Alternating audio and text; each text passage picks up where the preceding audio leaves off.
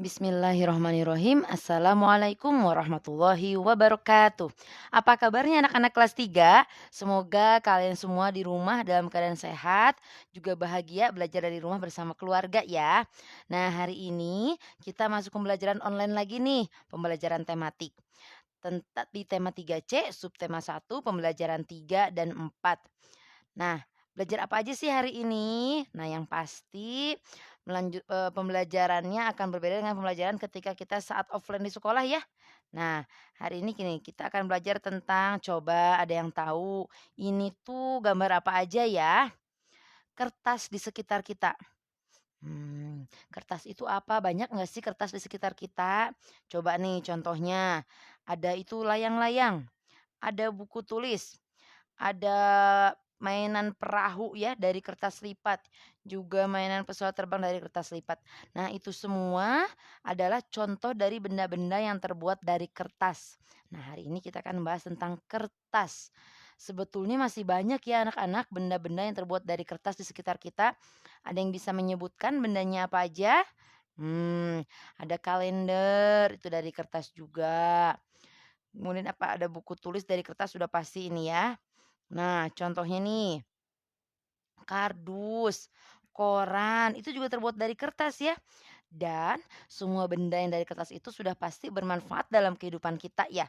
Kalau tidak ada kertas, nulis seperti apa ya? Di mana nulisnya? Mencatat catatan juga di mana mencatatnya ya. Jadi banyak nih contoh-contoh kertas di kehidupan kita sehari-hari. Nah, ada yang tahu nggak bahan dasar kertas itu apa sih? Kertas itu dibuatnya bahan dasarnya itu apa, bahan baku utamanya. Nah, di sini Bu Sara akan menceritakan nih, apa yang menjadi, bahan baku dari kertas ya. Nih, kayu adalah bahan dasar untuk membuat kertas. Pembuatan kertas dilakukan secara bertahap di pabrik. Kayu-kayu besar dipotong hingga sebesar korek api, setelah itu kayu dipanaskan hingga menjadi bahan lunak seperti bubur. Nah, bubur inilah anak-anak yang disebut bubur kertas atau pulp namanya ya.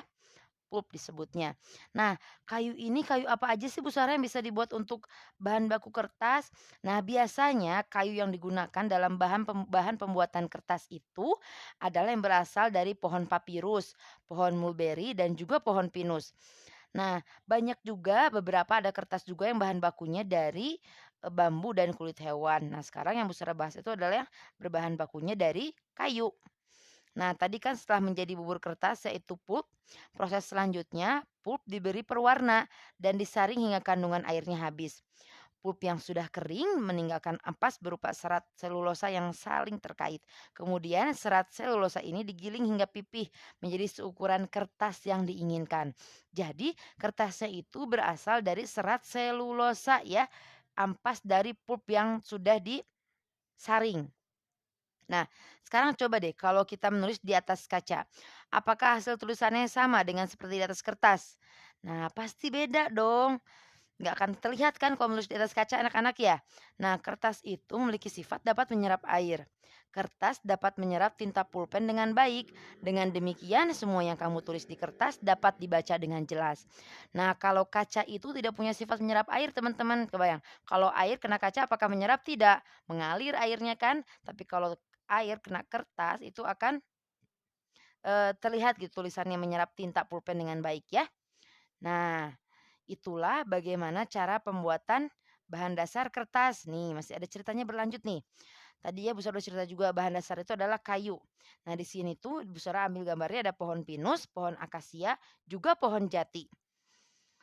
Nah, sekarang ini masih berkelanjutan dengan materi apa nih? Nah, ya, coba nih, menurut kalian pohon pinus, pohon akasia, sama pohon jati ini tingginya sama nggak sih? Apakah tiap pohon tuh tingginya sama? Jelas berbeda ya anak-anak ya.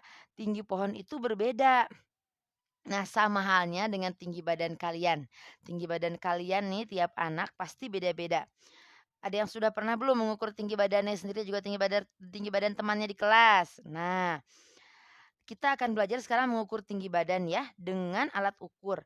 Dan alat ukurnya juga bisa jadi beda-beda kan anak-anak ya. Nah, alat ukur panjang benda itu bermacam-macam anak-anak nih.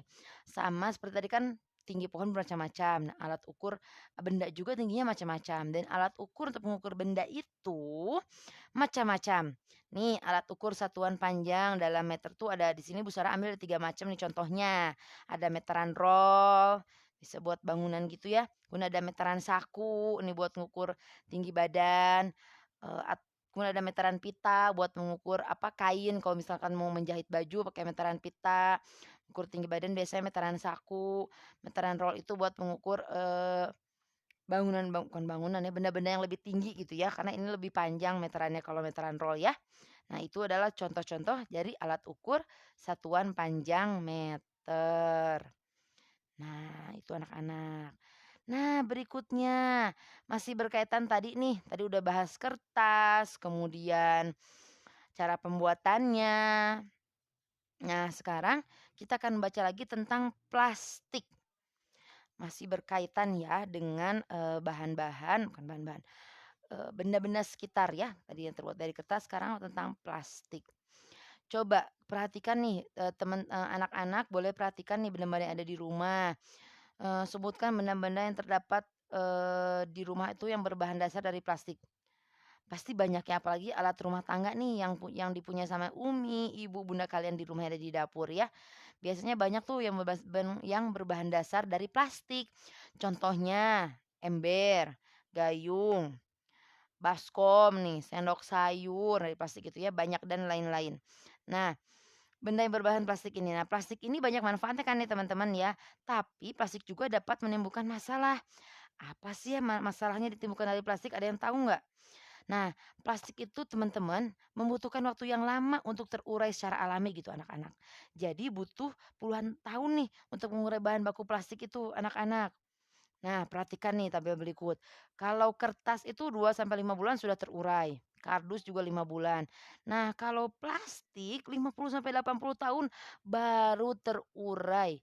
Dan selama 50 sampai 80 tahun itu tetap aja jadi sampah, belum terurai plastiknya.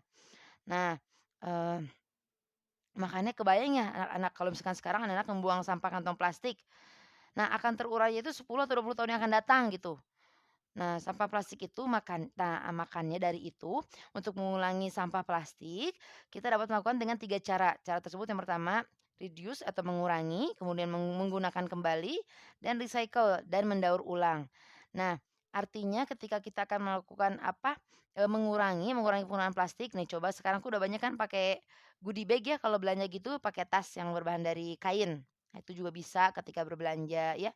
Kemudian memanfaatkan kembali sampah plastik, misalnya sampah kemasan botol minuman dibuat lagi untuk pot bunga. Banyak nih biasanya kalau di rumah-rumah tuh yang rajin gitu, dibuat untuk pot bunga ya anak-anak ya. Kemudian mendaur ulang sampah plastik, biasanya itu dibutuhkan di pabrik ya, daur ulang sampah plastiknya. Nah, makanya kita harus menggunakan sampah plastik dengan bijak ya, agar bumi itu tetap, sehat dan selamat bumi kita gitu ya. Nih, ini adalah simbol-simbol jenis-jenis padat plastik. Biasanya itu suka terlihat kalau kita beli makanan yang berbotol plastik anak-anak, di bawahnya itu suka ada. Atau tempat-tempat makan berbahan plastik juga di bawahnya suka ada. Di sini ada PET ya, ada PET, PHD, PVC, PLD, PP, PS, dan O. Masih banyak macam-macamnya ya. Nih, di sini Bu Sarah jelaskan. Kalau PT ini satu kali pakai artinya tidak boleh daur ulang, harus langsung dibuang. Kemudian HDPE ini satu kali pakai juga, biasanya digunakan untuk membuat botol ini berwarna putih. Nah, itu juga untuk, tidak disarankan untuk penggunaan yang berulang ya kalau satu kali pakai, artinya sekali pakai langsung buang. Kemudian V atau PVC ini, biasanya ini juga tidak bisa didaur ulang ya, ini untuk bahan-bahan paralon gitu anak-anak. Kemudian LDPI juga sama, sulit dihancurkan, tapi baik untuk tempat makanan, tapi ini sulit dihancurkan ya LDPI ini.